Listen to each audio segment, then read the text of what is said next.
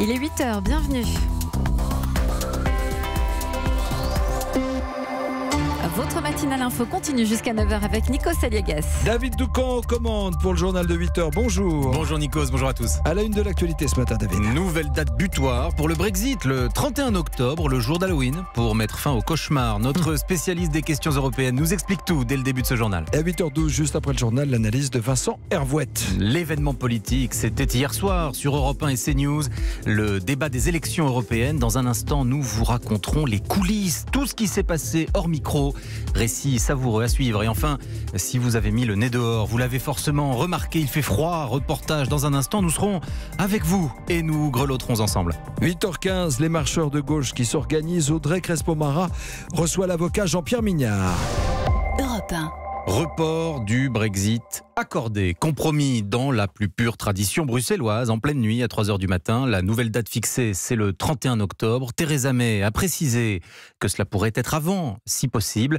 Notre correspondante à Bruxelles, Isabelle Horry, a suivi ce sommet extraordinaire pour Europe 1. Écoutez son compte-rendu au terme duquel vous aurez tout compris. Mais pourquoi choisir la date d'Halloween comme nouvelle échéance pour le Brexit? C'est la question qui intriguait de nombreux journalistes fatigués cette nuit. Officiellement, le 31 octobre, c'est parce que c'est la veille de l'entrée en fonction de la nouvelle Commission européenne. En réalité, c'est surtout parce que certains pays voulaient beaucoup plus et d'autres, dont la France, nettement moins. Donc, dans un compromis très européen et pas très lisible, les 27 ont coupé la poire en deux. Donald Tusk, le président du Conseil européen, veut croire que ce délai sera utile aux Britanniques. Laissez-moi finir avec un message pour nos amis britanniques. Cette extension est aussi flexible que ce que j'espérais, mais un peu plus courte que ce que j'attendais. Mais c'est assez pour trouver la meilleure solution possible. S'il vous plaît, ne gaspillez pas ce temps. À tout moment, d'ici là, le Royaume-Uni pourra sortir s'il vote l'accord de retrait, déjà rejeté 3 fois par son Parlement. Mais s'il n'y arrive pas avant la fin mai, alors il faudra organiser les élections européennes et envoyer des élus britanniques siéger au moins quelques mois au Parlement européen, ce qui semble carrément surréaliste. Bruxelles, Isabelle Horry, Europe 1. Et comme Isabelle vient de nous le dire, Emmanuel Macron aurait préféré un délai encore plus court, mais il se satisfait de ce compromis. Écoutez le président de la République. C'est vrai que la position majoritaire était plutôt de donner une extension très longue. Mais à mes yeux, ça n'était pas logique. Et surtout, ça n'était ni bon pour nous, ni bon pour les Britanniques. Parce qu'une extension longue aurait donné le sentiment que, entre nous, on pouvait décider de ne pas tenir compte du vote fait il y a maintenant près de 3 ans par le peuple britannique. Et nous aurions décidé d'affaiblir nos institutions. Et donc, j'assume en effet ce rôle, mais je pense que c'est pour le bien collectif. Emmanuel Macron avec Jean-Rémy Baudot. À noter la réaction de Donald Trump. Quelques heures après la fin du sommet, le président américain a tweeté, je cite, « Dommage que l'Union européenne soit si dure avec le Royaume-Uni. De la même manière, l'Europe est un partenaire commercial brutal avec les États-Unis. » Et il conclut menaçant, et cela va changer. Les échanges ont été vifs et nombreux, David. Vous parlez de l'événement politique. C'était hier soir, le débat des Européennes sur Europe 1 et CNews pendant 3 heures.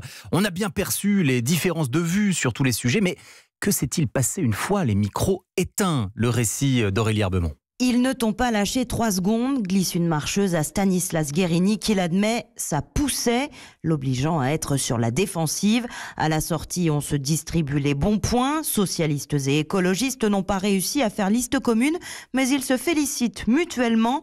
Bravo mon grand, lance David Cormand à Olivier Faure, qui réplique au vert, tu as été très bien.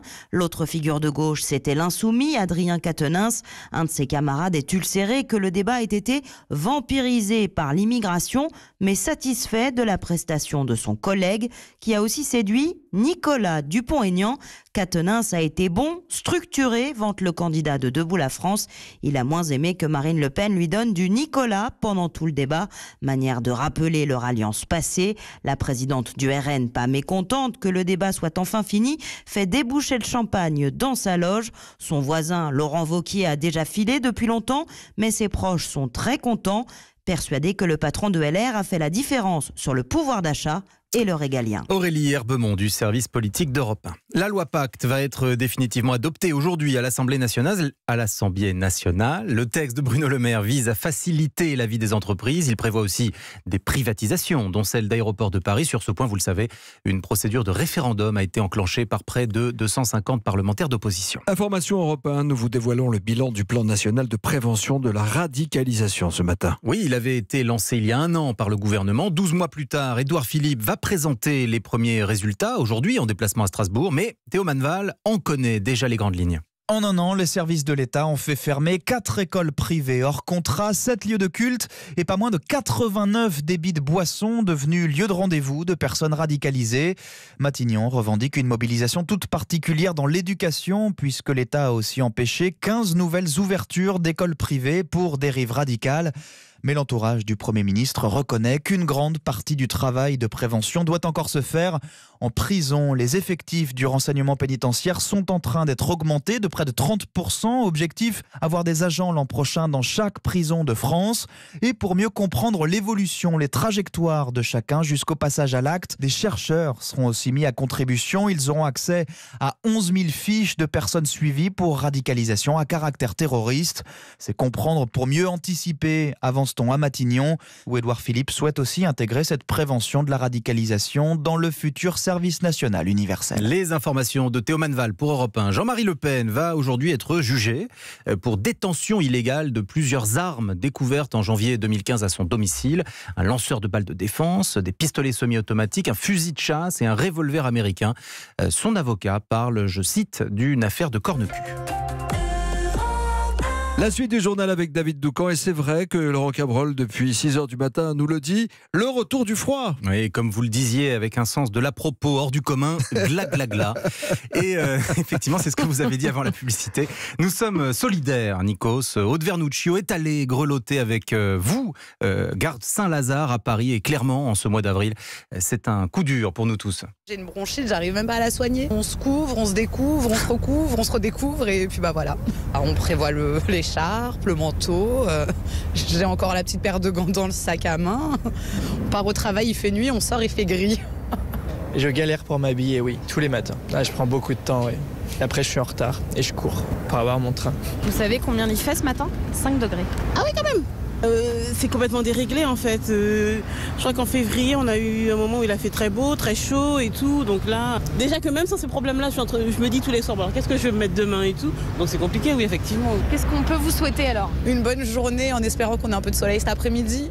Propos désabusés recueillis par Aude Vernuccio pour Europe 1. Astérix et Obélix ont 60 ans cette année. Absolument. Et à cette occasion, le titre du 38e album a été révélé hier. Il s'agit de La fille de Vercingétorix. Cela ne sortira qu'en octobre prochain. Nous ne disposons à ce stade que de très peu d'informations, mais Thierry Geffrotin du service culture d'Europe 1 a enquêté.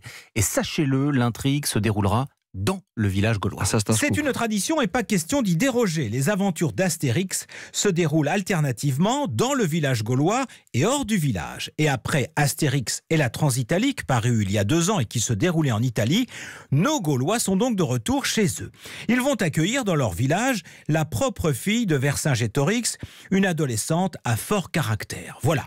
On n'en saura pas plus pour l'instant. Ah si, ce qui est sûr, c'est que dans cette nouvelle aventure, Astérix et Obélix restent les vrais héros. Jean-Yves Ferry est le scénariste de La fille de Vercingétorix. Moi, j'aurais tendance à faire, si je pars sur La fille de Vercingétorix, une sorte d'album original et oublier Astérix. En fait, non, il faut toujours revenir à eux. Et ça, Goscinny savait bien le faire. C'est-à-dire leur laisser le leadership, quoi. Donc ça reste une aventure d'Astérix et Obélix. Voilà. Et d'Idéfix. Parce qu'il m'était arrivé d'oublier un peu Idéfix et on assume le rappeler. Sorti en fanfare le 24 octobre prochain, 60 ans pratiquement jour pour jour après la naissance d'Astérix et Obélix. Thierry Geffrotin du service culture d'Europe 1. Il ne faut pas oublier Idéfix. Jamais. Et j'ai toujours une pensée amicale pour monsieur Uderzo qui nous écoute souvent. Ce n'est pas tous les jours que l'on découvre une espèce humaine. Ce nouveau cousin de l'Homo sapiens vivait aux Philippines il y a plus de 50 000 ans. Il s'appelle Homo luzonensis. Cet homme présente la particularité d'être un très bon grimpeur. Il a été découvert par une équipe de paléo-anthropologues franco-philippines. Et un mot de Ligue des Champions. Allez-y. Football, quart de finale aller hier soir. Barcelone est allé battre Manchester United 1-0. L'Ajax d'Amsterdam recevait la Juventus de Turin, match nul, un partout.